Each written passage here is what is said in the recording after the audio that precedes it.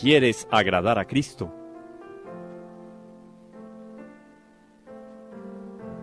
Sumérgete en María.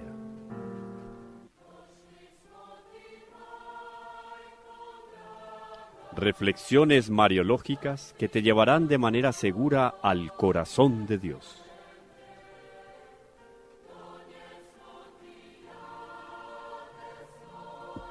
María, la hija predilecta del Padre.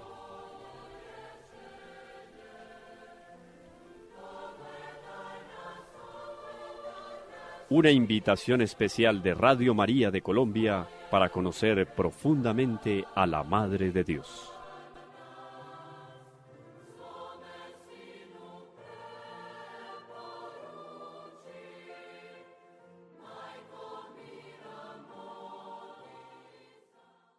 Iniciamos el día de hoy nuestra peregrinación por el Inmaculado Corazón de María. Nos adentramos cada día más en esos misterios y grandezas de María, la esposa fidelísima de Dios Espíritu Santo, la madre admirable de Dios Hijo, y en este programa, María, la hija predilecta del Padre. Soy el profe Camilo, les saludo muy especialmente, gracias por su compañía, espero que estén ahí muy juiciosos con su libreta para tomar notas y hacer las preguntas posteriormente en cada uno de nuestros canales de Radio María o Teología con el profe Camilo.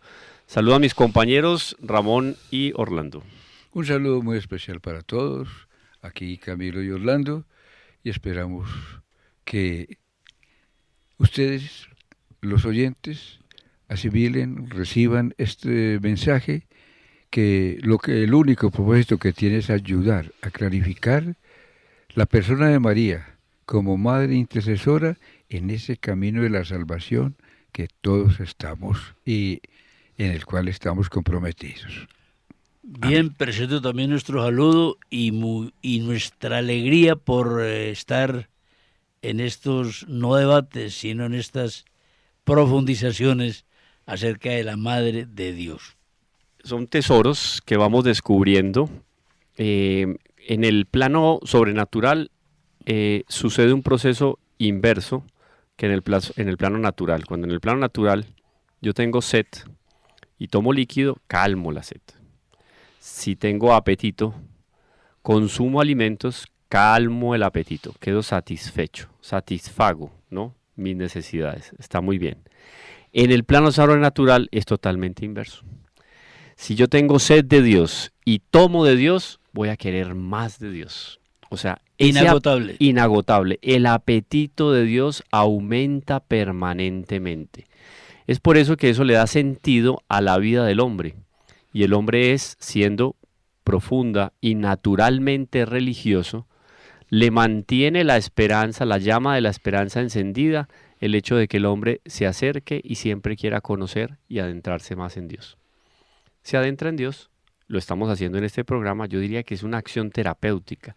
Yo sé que a mis compañeros, tanto a Orlando como a Ramón les sucede, nosotros empezamos a hablar de la Santísima Virgen y uno siente pues como se dice aquí muy antioqueñamente, un fresquito. Uno va sintiendo un fresquito. Sí, una brisa especial. Y uno dice, eso que se está hablando de la Virgen, eso coincide, porque no todo podemos tenerlo presente en la memoria. Queda mucha cosa de lo que uno ha leído en la vida, lo que se conoce como cultura, le queda a uno algo evidentemente en la experiencia, lo que ha tenido de experiencia en esa devoción para con la Santísima Virgen, pero siempre hay novedades especiales y eso descansa el alma y descansa el corazón. Es por eso que no solo es una obligación nuestra traer un tema para ustedes que sea profundo, que tenga un sustento académico, como siempre lo hemos hecho aquí, con la Sagrada Escritura, con la tradición, con el magisterio, sino sobre todo que con el lenguaje logremos que se deleite el alma también profundamente. Aquel lugar que Pablo tanto señala en sus cartas, donde se encuentran, ¿no?, el espíritu con el alma, es algo así como el encuentro de esas dos grandes y profundas realidades que tiene el hombre y que le dan sentido a su vida. Es por eso que hemos hecho este recorrido por la doctrina, hemos consultado concilios, estuvimos en Trento, estuvimos en Calcedonia, Recorrimos la patrística. Sí, padres de Oriente, Occidente.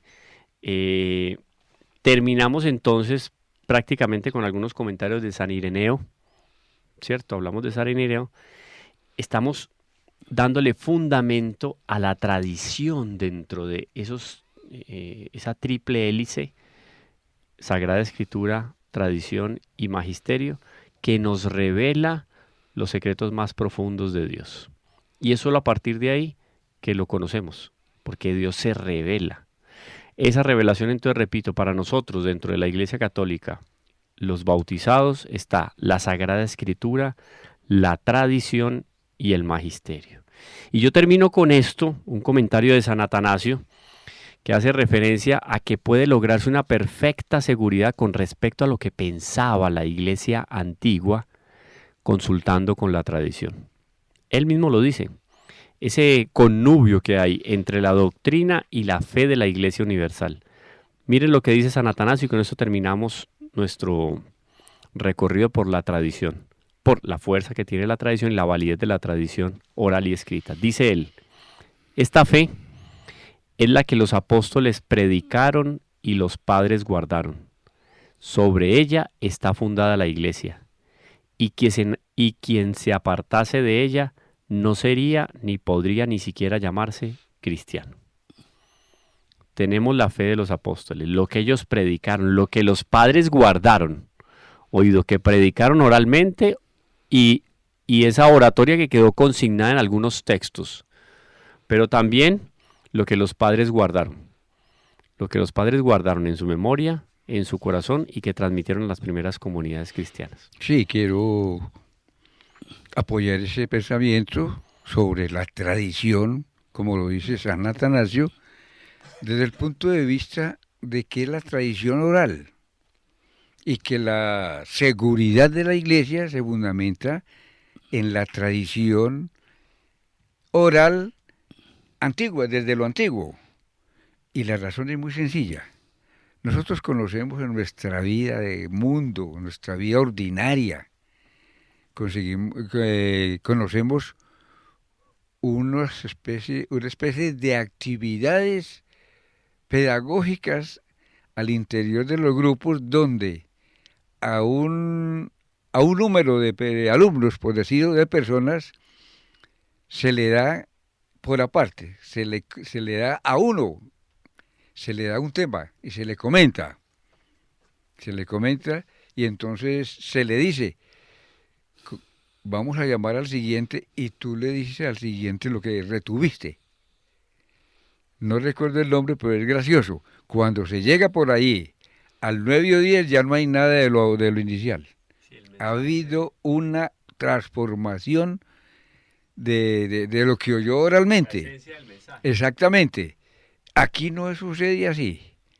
Para que no vayamos a pensar en eso. Acá, la tradición oral como fundamento y tomado por el magisterio de la Iglesia es la fe de los apóstoles que la tomaron del mismo Jesucristo y no la cambiaron.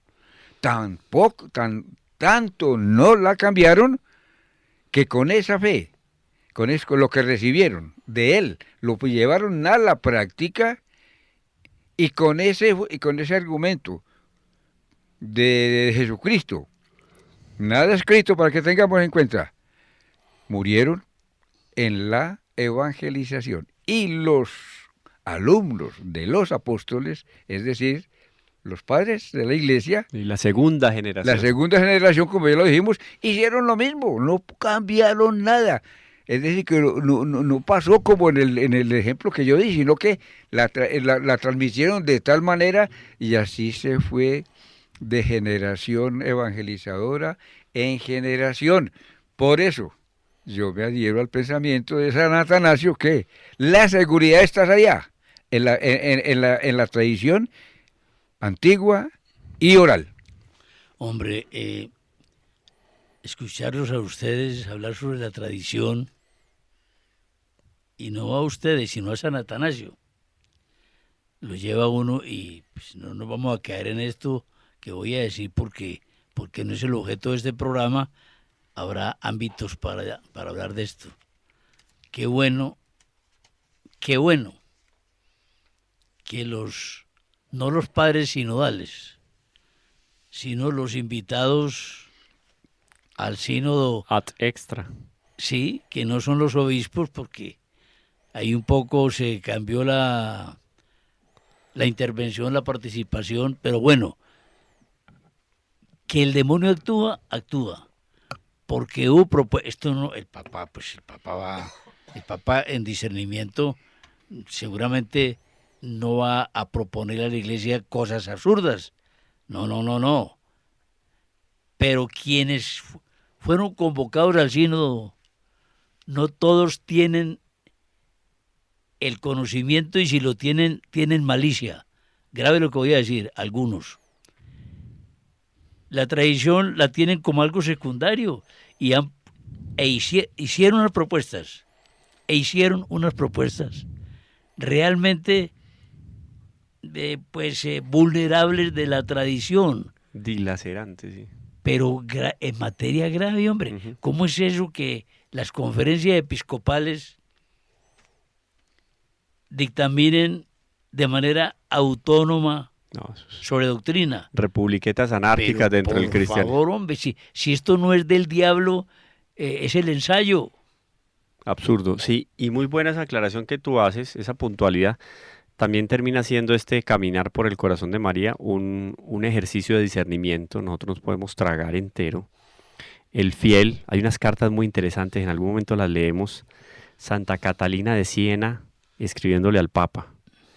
Cuando uno las Le lee, tocó duro a ella, 3 papas. cuando uno lee esas cartas y no dice que es de Santa Catalina de Siena, uno dice, pero ¿a quién se le ocurre hablarle así al Papa? ¿Qué extremista debe haber sido el que escribió?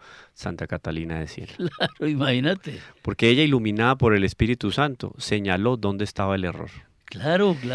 Y muy importante lo que dices, Orlando, porque aquí cuando se dice que esta fe es la que los apóstoles predicaron y los padres guardaron, es porque es fruto del Espíritu Santo, Pues claro. no de un claro. ejercicio intelectual.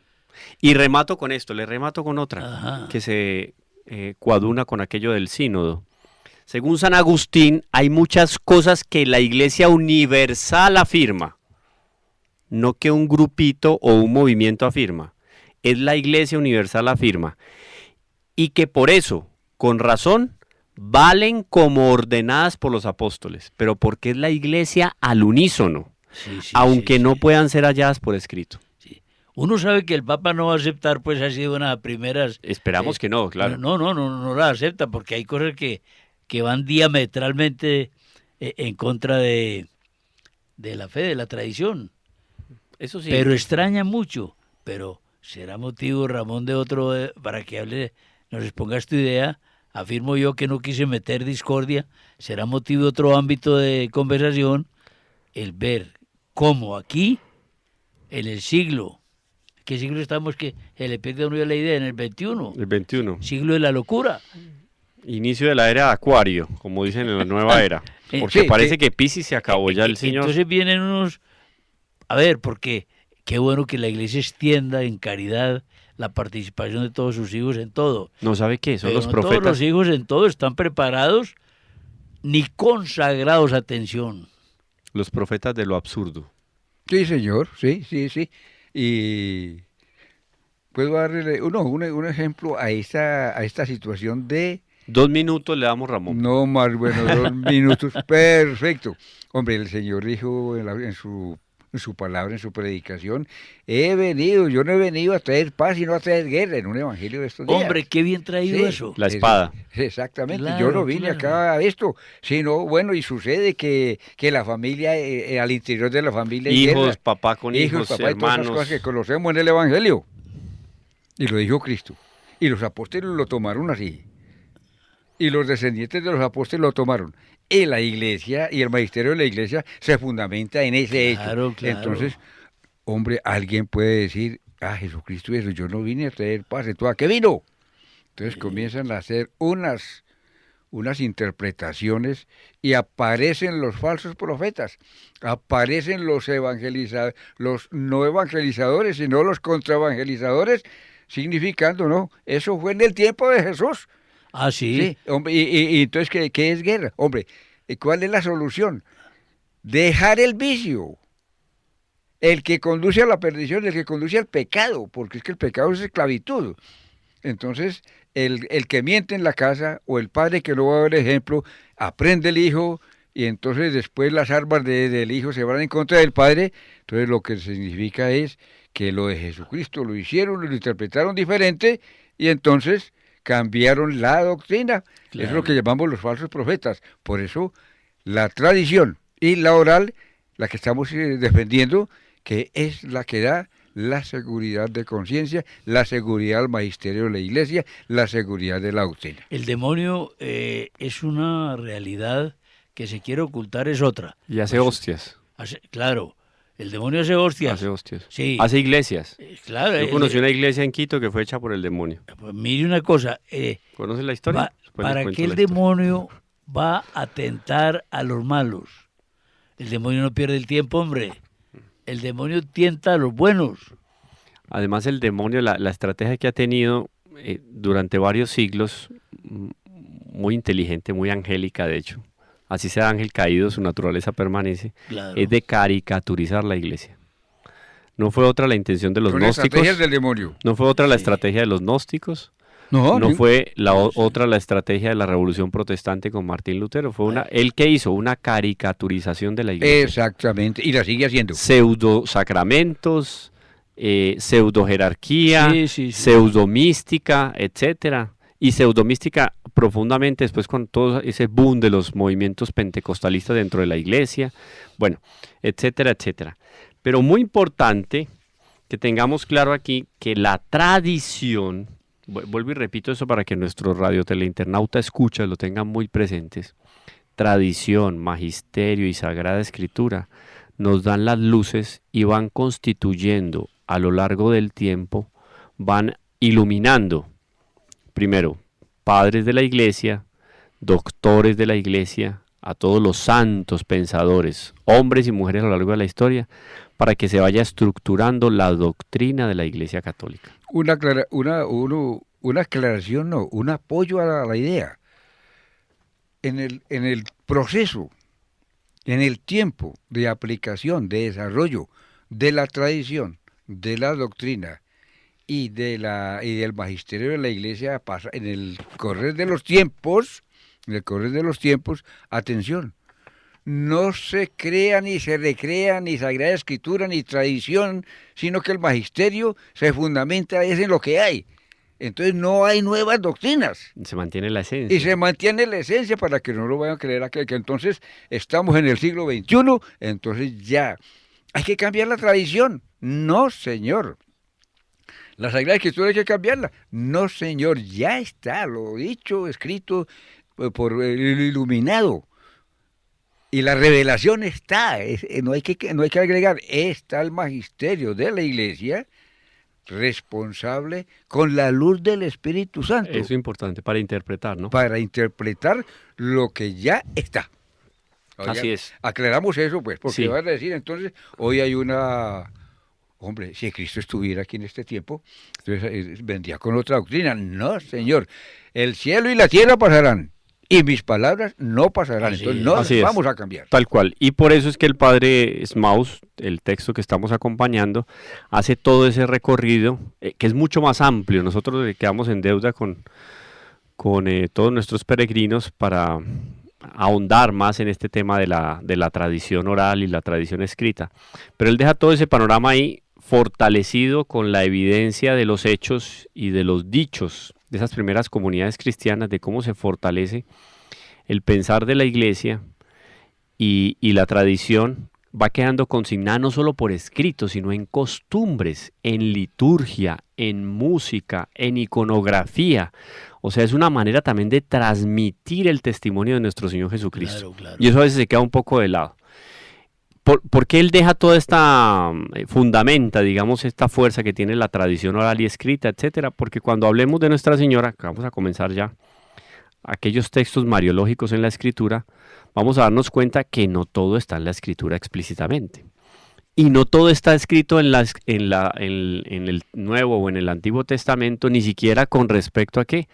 A la liturgia, ni siquiera con respecto a los sacramentos. Yo busco lo relacionado con el sacramento de la Eucaristía, la celebración de la Santa Misa. Coja el misal romano coja las oraciones que tiene el ritual romano, la esencia se mantiene con respecto a la Sagrada Escritura, pero han venido una serie de consideraciones que van estructurando de una manera más profunda y bella la celebración de la Santa Misa. ¿A partir de qué? De la tradición. O sea, la tradición va quedando consignada en aquello que se fue viviendo en las primeras comunidades cristianas con respecto a la última cena. Sí, ahí está el fundamento Hicieron una primera de la lectura Eucaristía, ahí está. en la Lo que dijo última el cena. Señor y lo que sale de ahí es precisamente la alegría de lo que nos dejó el Señor. Su vida, su cuerpo, sangre, alma y divinidad, acompañándonos hasta cuando los tiempos terminen. ¡Qué belleza es esto! Entonces, lo que es la liturgia, los cánticos, todas esas cosas, es para dar gloria a Dios en esas palabras. Tomen, que este es mi cuerpo, y beban, que esta es mi sangre, y hagan esto en memoria mía. Ahí está todo. ¿Qué sucede con esto? Viene la Iglesia Católica, viene el magisterio de la Iglesia, y atención, adorna, embellece en la interpretación y en la exposición de ese pensamiento de Jesucristo. Entonces vienen todas estas cosas que llegan al espíritu.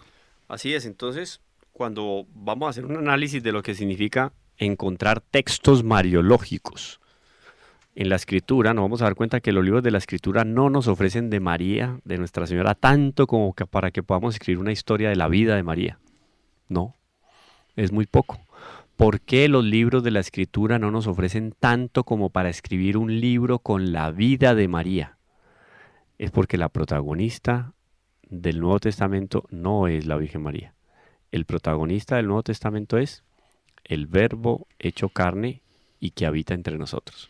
Entonces, una primera justificación de por qué Nuestra Señora no aparece Sí, en evidencia, su vida no aparece en evidencia. Camilo, sí, me parece hermoso, sí, porque algunos la pueden buscar, pero siendo la Virgen, ¿cómo hablan de ella? Digamos, los adeptos, los devotos, pero ¿por qué no hay El eso? centro de la Escritura es Jesucristo. Es Jesucristo. Es cristológico. Ahora, todo lo que aparece relacionado con la Santísima Virgen es de importancia porque es de importancia para la entrada de Cristo en la historia. Claro. Sí, sí. O sea, y cada uno de los textos lo vamos a ver más profundamente más adelante. De hecho, si se nombra a la Santísima Virgen, se nombra a la Santísima Virgen, se hace una referencia a la Santísima Virgen, ¿es en función de qué? De la grandeza y del protagonismo de nuestro Señor Jesucristo en la Sagrada Escritura. No hay ningún personaje en la Biblia, aparte de la centralidad de la Biblia, que es Dios, Espíritu Santo, Dios Padre, Dios Jesucristo, que es la centralidad de la Biblia. No hay ningún personaje fuera de María, prefigurado, no prefigurado, sino realizado en el Evangelio y posteriorizado hasta el Apocalipsis. Así es tal cual. Oíste, Camilo, ¿no? Y Orlando, pero ¿cómo les parece? Pues aquí para enunciarlo nomás, una obra de El silencio de María. ¿De quién es esa obra?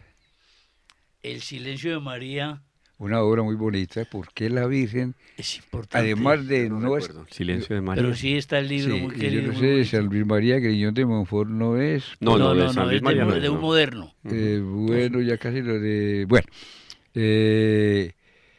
esa obra nos apunta a lo que acaba de decir Camilo, pues que no vamos a encontrar en los textos de la Sagrada Escritura la descripción de la vida de la Santísima Virgen María, sino que ella está en la Sagrada Escritura. Que la vida de María es muy fácil. Y además la actitud de ella cuando permaneció fue en silencio y mucho más en silencio para otros para otros tiempos, tan hermosa la vida de estas personas.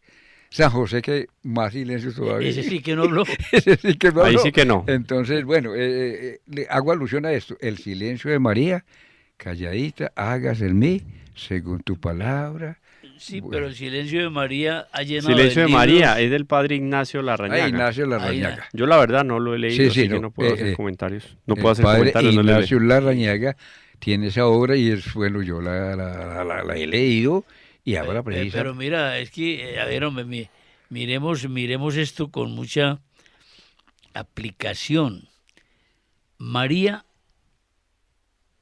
no aparece mucho en el Evangelio, aparece en lo necesario. el silencio de María ha hecho hablar a toda la humanidad en 21 siglos. ¿Cuántos libros, cuántas alusiones, referencias a María? Una mujer silenciosa que puso a hablar la humanidad. Mira. ¡Qué lindo! Pero ahí entra un dato muy interesante. Si bien no tenemos datos biográficos de la Santísima Virgen en la Escritura, tenemos datos sobre su respuesta sobrenatural a las gracias Datos de Dios. sobrenaturales, claro. datos de la sobrenaturalidad. Y eso es lo más importante. Y eso es lo más importante. Claro, claro. Eso es así. De eso la Escritura nos da lo necesario.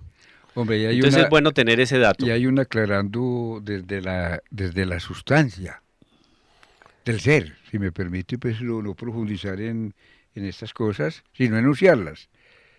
La sustancia material, inmaterial, y en la inmaterial tenemos la naturaleza, pues la sustancia, naturaleza espiritual y naturaleza divina, y el ser humano que es materia y espíritu. A más es perfección, es porque la sustancia y la naturaleza a la que da origen es la espiritual y luego la naturaleza divina. Entonces las facultades, las atribuciones están en una relación directa a la perfección de la naturaleza. Sí, Entonces, un libro el mundo sobrenatural, por Dios, tiene una primacía. por supuesto, porque lo de abajo, lo inmaterial, lo material, son elementos, son muestras de la creación, pero en perfección de la naturaleza está el alma humana más que el alma animal.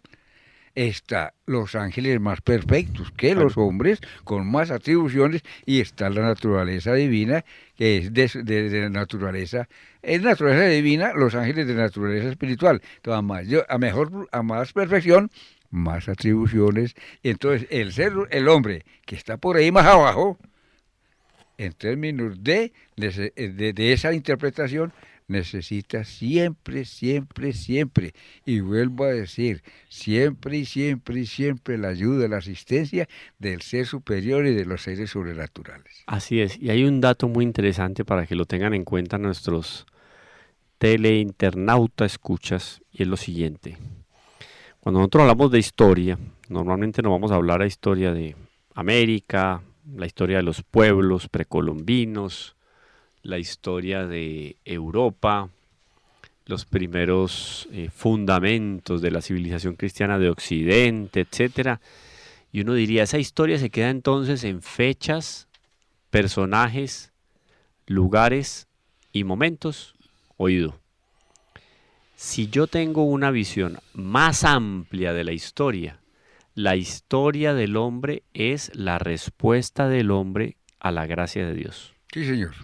Porque en el fondo, ¿qué tiene de interesante un Carlomagno, Renacimiento carolingio, siglo IX? ¿Qué importancia tiene el Renacimiento carolingio? No, que trajo al Quino, que le dio una transformación a la cultura europea, etc. Sí y no. Ese es el dato técnico. El dato sobrenatural es que Carlomagno es un hombre que inclusive venerado como beato en varios lugares de Europa medieval.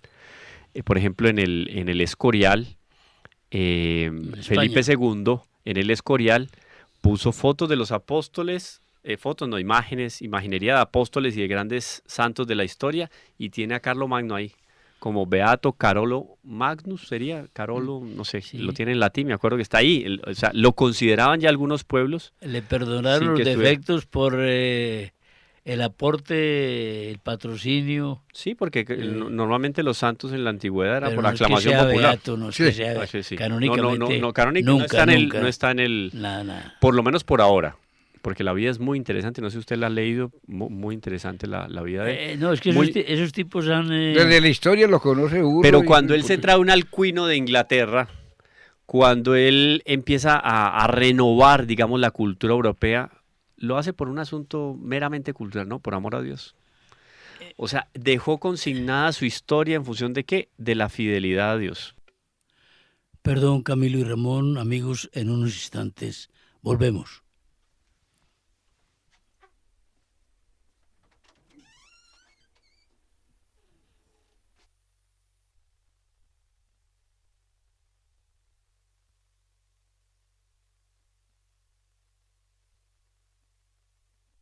Los reyes católicos, Ahí tenemos otro referente. proceso de canonización, Sí, Sí, muy avanzado en el pero caso de ellos sí Isabel la Pero Católica. ellos sí estaban por la fe, Por eso. que es muy distinto. Entonces, que es interesante Sí. no señalar solo el descubrimiento de América por el hecho técnico. No, no, no. No, está siempre la relación del hombre con Dios. Entonces, cuando el hombre le dice sí a Dios o el hombre le dice no a Dios, no hay un estado intermedio. Dios escribe sí, derecho, o es sí o es no. Bueno, Dios escribe derecho en líneas torcidas. Vea, Dios hace su obra sobre la historia humana. Sí, señor. Por sí. ejemplo, Colón habría mucho que decir de Colón. trajo la Santa María y los estandartes cristianos. Decía el señor director Camilo que Colón, nosotros en otros programas radiales hemos entrevistado personas que han trabajado en Santa María de la Antigua del Darién, aquí en Urabá, para el lado del Chocó. Santa María la Antigua del Darién. Por ahí empieza propiamente la fe en América Latina, no sé por otros lares. Y entonces en Colón venían santos. ¿Qué iban a venir santos, hombre? Venía de todo allá adentro. Obvio. Pero el estandarte que Colón hizo al pisar tierra del Nuevo Mundo, la Santísima Virgen María Inmaculada. Claro. Entonces mi Dios va escribiendo la historia sobre los errores y defectos y pecados de la humanidad. Por eso, ahí está entonces el cerne de la historia universal. ¿Qué significa esa palabra? El cerne, lo esencial, lo más profundo. Qué bueno El aprender. cacumen. El cerne de la historia universal es la respuesta del hombre a las gracias que Dios le da, simple y llanamente. Y eso lo digo pues en función de un contexto más de teología de la historia. Sí, sí. Pero es para que nos quede claro que lo importante en la biografía de la Virgen es la respuesta de ella a la gracia de Dios. La historia de María es... No la respuesta al mundo, digamos Sí. así. Bien, Y no los datos biográficos. Y ¿En no qué datos año nació? biográficos. Bueno, hay No. muchas cosas que van y vienen. Esta fecha, la fecha en Yo que me sube a los le pide, en la cielos. historia de María, uno pondría una frase: la mujer que cumplió la voluntad de Dios a plenitud. Se acabó la Y historia. se acabó. Qué cortico Se el libro. acabó. Sí, porque Cortico y profundo. ahí nos encontramos con los evangelios de San Mateo y de San Lucas, que son los que más tienen información al respecto de Nuestra Sí, Señora, claro, los claro. encuentros de ella con nuestro Señor Jesucristo, Hombre, aspectos del nacimiento. Sabes que en detalle sí son ellos, sobre todo Lucas. Sí, Pero no con pero, sino con aclaración, la profundidad de Juan en María, en dos momentos grandes: bodas de Caná y Calvario. Hombre, que son fundamentales en la vida de Nuestra Señora. claro. Que así no nos dé fecha exacta de esto o aquello con respecto a su vida más particular no, digo como más natural, porque son datos muy naturales, pues dónde nació, qué, no sé. Sí, sí, sí. Pero el hecho de la ascendencia de Nuestra Señora, que tiene ya una conexión directa con la noticia del Mesías, en eso los evangelistas no se quedan cortos No, no. y no, hacen no. un señalamiento especial, porque quieren dejar claro que en las venas de la Santísima Virgen corren las venas de la profecía del Antiguo Testamento. Claro, indudable, indudable. Entonces, ahí aparecen, digamos que, elementos muy particulares, repito, Mateo y Lucas por aquello de que dice la tradición que estuvo en Éfeso y consultó a la Santísima Virgen. Exacto. De ahí sacó datos muy muy interesantes al respecto importantes de que para su luego, evangelio. inclusive en los Hechos de los Apóstoles, pues que él es a él se le hace, Él es el autor. se le da la autoría y tuvo como conversaciones muy amables, llamémoslo así, con la Santísima Virgen. Pero es que eso es necesario, Ramón, porque los detalles que revela Lucas no, Significan una confianza, no son- como, ¿ah? no son tradición oral. Es conversación directa, por muchos aspectos se comprueba eso. Es decir, es que, es que reveló secretos. Secretos hasta ese momento, secretos. Absolutos secretos. En Nazaret, ¿quién iba a saber que era una mujer virgen? que había tenido un hijo. No, nada de eso. Todas esas cositas, No, los detalles del nacimiento en Belén. todo eso. ¿Quién le contó eso a los evangelistas? Exacto, ¿quién? Y mirar, por ejemplo, Porque aparece en la escriptografía. Muy seguramente, Ah. muy seguramente familia de aquellos pastores que tuvieron la gracia inmerecida de visitar al niño Dios en el portal de Belén, que eso debe haber sido, pues, imagínese No, usted, pues. ¿cómo queda uno después de ver al niño Dios nacer? Pues, ¿cómo queda uno, Ramón? A ver, pero es que... Bueno, usted el cambio de vida, yo- usted hoy Ramón, y mañana Ramón, después de haber visto hoy en la noche el nacimiento del niño Dios. Es Claro, otro por Ramón, eso. pues. entonces uno O Ramón entendió después de estar en Belén o no entendió nada. Exactamente. ¿Cierto? Uno se pregunta, bueno, esa visita de los reyes de Oriente, que se dio después, ¿qué sucedió ahí en ese encuentro? Y que parece que fue en Nazaret, ya. ese lo relata Mateo. Sí, y que parece Ese no que es de fue, Lucas. Oiga, pues, que entonces, fue en Nazaret más bien la visita. entonces hay cuitas y muy profundas que todavía ¿Quién no vio, o quién no supo, quién no tuvo noticia que en Judea se dio la llegada de semejantes reyes magos? ¿Usted cree que llegaban ahí con una mochilita? No, Eso fue un elefantes, acontecimiento. caballos, Y en ese mulas, tiempo, carruajes, Eso fue un acontecimiento esclavos. social, hombre. O sea, eso mudó, eso transformó la economía de la zona. ¿Usted se imagina lo que traían de Pues, incienso? eso fue tan... Lo que traían de mirra y era el pedacito Eso. para nuestro Señor. Y Simbólico. profetizados. O sea, era una gente que usted veía, yo imagino un Melchor, usted se imagina un Melchor, un Gaspar, un Baltasar, un tipo ahí vestido a la cualquiera en Judea. A ver, ¿qué pasó por aquí? Eran reyes de No, Oriente. eran reyes, con poder, Sí. con economía, con fuerte poder económico. Oiga, y Ese acontecimiento quedó en la memoria de los habitantes. de la época. Exactamente. Quedó ahí en la exactamente. memoria. Y eso seguramente lo recogió Lucas. Ah, eso es muy interesante. ¿De dónde sacó Lucas, Mateo, Marcos y Juan Estamos muchos de haciendo- los hechos consignados Estamos de la haciendo tradición? inferencias de la precisamente. tradición. Uno que fue vecino de la Virgen y que cuidaba la casa de la Virgen cuando la Virgen se iba a acompañar a nuestro Señor. Él cuidaba el jardincito que tenía la Virgen porque nuestra Señora tenía una huertica atrás. San José, de las primeras cositas que hizo cuando, estoy un poco jugando con la imaginación, cuando San José ya vivía, digamos, propiamente en familia con Nuestra Señora en la casita de Nazaret, él hizo muchas reparaciones en la casa. ¿Seguro? Organizó aquí y allá, la ventanita aquí, no sé qué, aquí va a dormir el niño, entonces tiene que ser más ventiladita la habitación, Pensar en eso. la ventana más asegurada en la noche porque el frío entra y el niño es Dios, sí, pero es hombre. Oiga, es que de los Sujeto a las no, de los contingencias. cuidados que San José ¿Usted se imagina la tuvo cuna sobre que le el hizo? niño allá en Nazaret. Sí. Usted se imagina la cuna. Esa cuna que hoy en día encontramos reliquias en Santa María la Mayor, están restos de la cuna del Niño Dios, están ahí. Yo tengo reliquias, cuando Bueno, quieran, tengo oiga, reliquias, oiga. conseguí una reliquia en Roma.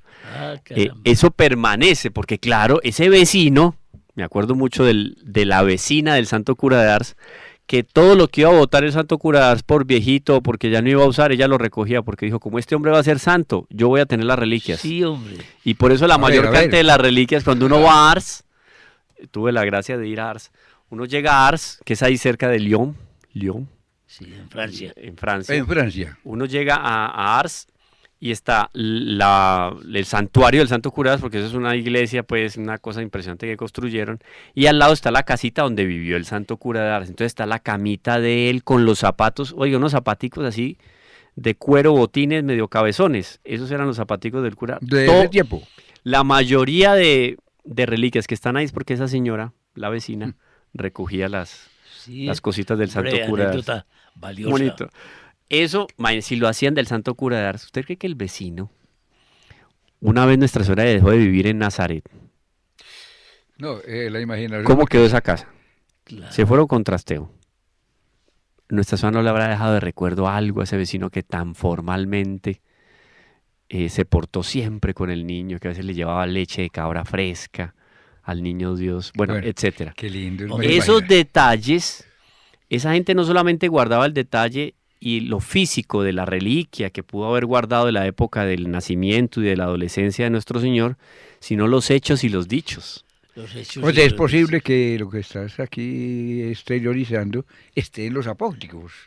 Sí, algo de eso puede estar en los apócrifos y sí. Puede estar por allá. Sí, Santiago, el apócrifo de... Es que mira, es que estos Porque temas... eso, porque eso como que es de lo natural. Vamos a pasar por ahí, vamos a pasar por ahí porque en los apócrifos, por ejemplo, está San Joaquín y Santa Ana. sí, Mire que son canonizados por la iglesia sí, y no están en los evangelios. Como personajes, no con los nombres. Y no están en los No, evangelios. no están, es que... Pero es que- aparecen en los es que apócrifos. necesariamente no tienen que estar. Pero mira, yo quisiera hacer un paréntesis rápido, porque es que este Camilo nos embelezó con la Sí, descripción de... Nos tiene aquí como de la- viendo la... como Yo me viendo estaba, ¿sabes la qué me vida estaba de la imaginando? película, ¿no? Yo me En estaba real. imaginando la huertica que... Por eso, Claro. es que yo me Que hizo trasladé San allá José. en una composición del lugar para allá me fui un ratico. Mire, claro. No, es que estas cosas de... Camilo advirtió al principio, cuando uno busca las cosas del Señor, esto se vuelve insaciable. Sí, y es terapéutico, Esto ¿no? nos llena, esto abre paisajes, abre profundizaciones. Iba a decir esto, hombre, esto que vamos a decir aquí no es mariología, no es dogma de fe, no es teología, atención, ni siquiera es tradición, pero es una fe humana de mucha gente y aún apoyada por algunos papas, pero fe humana. Aquí no hay ninguna cuestión para que nos vayan a No hay decir... una doctrina definida. No, pues. doctrina, el no. programa de esos tres de mojigatos están diciendo esto. No, aquí no hay mariología. Esto que vamos a decir es esa casita que describe la imaginación de Camilo. La casita de Éfeso.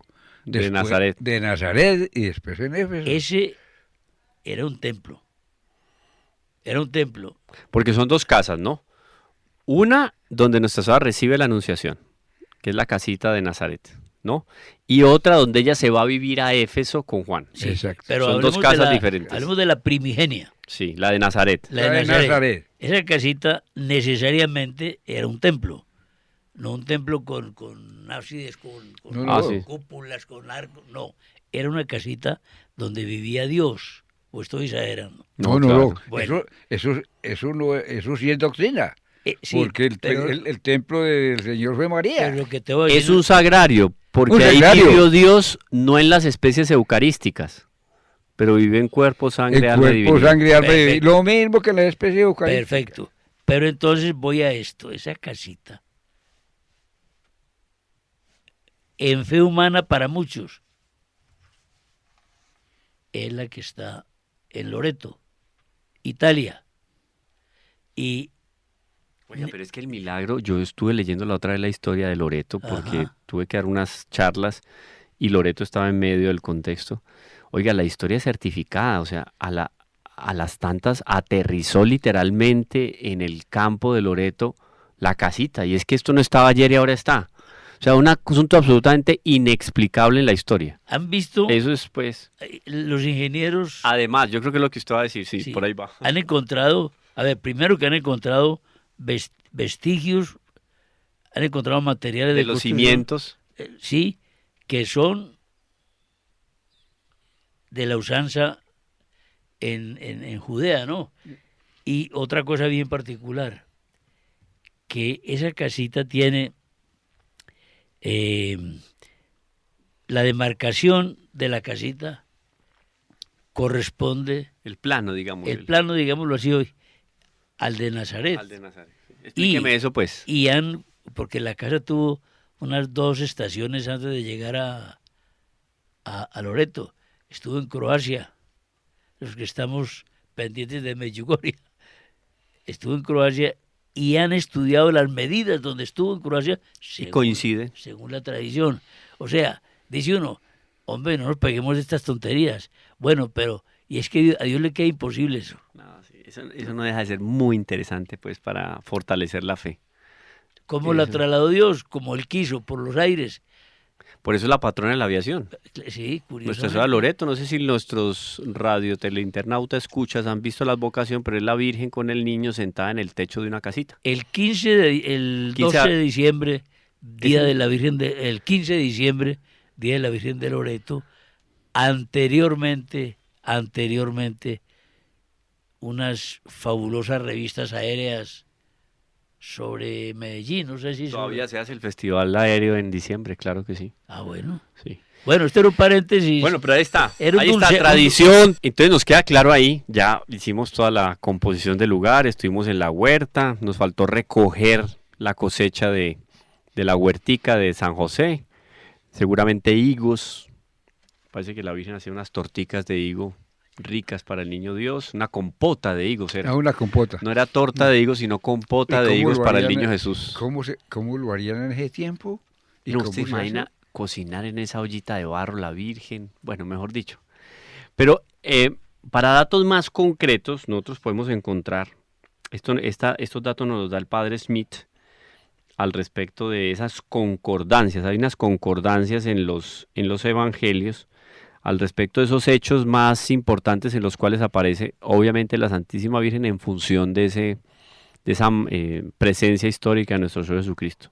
Entonces, por ejemplo, la concepción y el nacimiento de nuestro Señor Jesucristo, que dice explícitamente la concepción y nacimiento de Jesús de una Virgen llamada María, lo vamos a encontrar en Mateo. Esto para que nuestros teleinternautas escuchas tomen nota. Concepción y nacimiento de una Virgen llamada María lo vamos a encontrar en Mateo capítulo 1, versículo 18. Lo vamos a encontrar también en Mateo capítulo 2, versículos 11, 13, 20 y subsiguientes. Miren todo lo que hay, o sea, estos son notas históricas también. Y en Lucas, ese mismo hecho de la concepción y el nacimiento de Jesús de una Virgen llamada María, lo vamos a encontrar en Lucas capítulo 1, versículos 26 al 38. Para ambos, para Mateo y Lucas, vamos a encontrar el hecho de esa mujer desposada con un hombre llamado José. Es ahí donde encontramos la persona de María, en la Sagrada Escritura. Es muy importante y es Sí, bonito eso. Mire sí, que son... sí, a través de un hecho trascendental, la concepción, ¿qué hecho? Y el nacimiento, ¿qué hecho? Para la salvación, es ahí donde encontramos a María. ¿Dónde entra entonces San José? Desposada con un hombre llamado José, lo vamos a encontrar en Mateo, en el capítulo 1, versículo 18 al 20, y en Lucas, en el capítulo 1, versículo 27. Ese es, digamos que aparece propiamente José ahí en el panorama. Y después, vamos a encontrar también en Mateo y Lucas, que José procedía de la estirpe de David. Ahí está, porque ¿quién le comunicaba la estirpe? Era el hombre. El hombre. Que no quita que Nuestra Señora también era También. descendiente También. de la casa de Era María. de esa estirpe. Pero ellos se preocupan por ese dato, porque en el fondo es Claro. un argumento técnico para aquellos que vengan a decir después que ese Jesús al que llamaban Mesías no era descendiente de la No casa era de David. No, descendiente. si era descendiente, es más, le Bueno. tengo la lista completa. Y el rey David, que aparece en la historia, en la Sagrada Escritura, la importancia del rey David no para darle el nombre a Jesús, sino que Jesús, en su procedencia, viene de esa generación, pues de este rey, para constituirse también, a reconocerlo como rey allá en Israel y rey del universo. Eso tiene unas connotaciones diferentes, Es por- que según la fe. Jesús tenía que venir de sangre, de el ascendente davídico, de sangre por María y de ley por José. Y José, desde luego, era descendiente de David. Pero miremos una cosa bien hermosa de Dios, y es que coge y como no era una familia, los descendientes de David y tampoco los ascendientes, pero hablemos de los descendientes, En los ascendientes van hasta pecadores De de cosas. fama. no era una familia, Sí. Sí. no era una familia muy santa, había de todo. Por eso Dios que todo lo sabe y todo lo puede, y sobre todo lo quiere arreglar a su manera perfectísima, coge a María y la saca del y contexto. la saca de esa herencia de pecado. Usted, mijita, esa parte, a usted no la inoculó el demonio. En ti es donde voy a posarme. Y algún día la iglesia dirá algo de José. Dale. Bueno, José, entonces, encontramos esa estirpe de David detallada en Mateo 1, capítulo 16 al 20, y Lucas nos lo va a contar en el capítulo 1, versículo 27. Ahí queda la estirpe de David detallada. Ajá. Lujo de detalles en Mateo y en Lucas. Y según ambos, también clarísimo en sus textos, la concepción se realiza por obra y gracia del Espíritu Santo. En los dos queda clara la concepción a partir del Espíritu Santo y que San José no es el padre carnal de nuestro Señor Jesucristo. Claro, o sea, ellos dejan el claro. asunto carnal claro para exaltar el asunto sobrenatural, el Espíritu Santo. Hay un hecho también muy interesante que detallan los dos, también Mateo y Lucas. Seguramente se llegaron a sentar, a conversar. El uno le transmite al otro, el otro al uno, enriquecen su escrito y cada uno manteniendo su propia naturaleza y sus características propias, escribe el Evangelio. Dijiste Mateo y Lucas, ¿sí se conocerían? Mateo y Lucas, no sé, la fecha tenemos es el Q, hay un pergamino de las cuevas del Qumran. Ah, sí, claro, en Israel. Yo creo que es Mateo capítulo 21, que aparece como por el año 50. Yo tengo que confirmar el texto, porque fue un hallazgo de tal manera que el texto hallazgo, más antiguo... El hallazgo es reciente. Sí, ese hallazgo sí, yo lo tengo por ahí porque lo dicté en un curso de Sagrada Escritura. Ajá.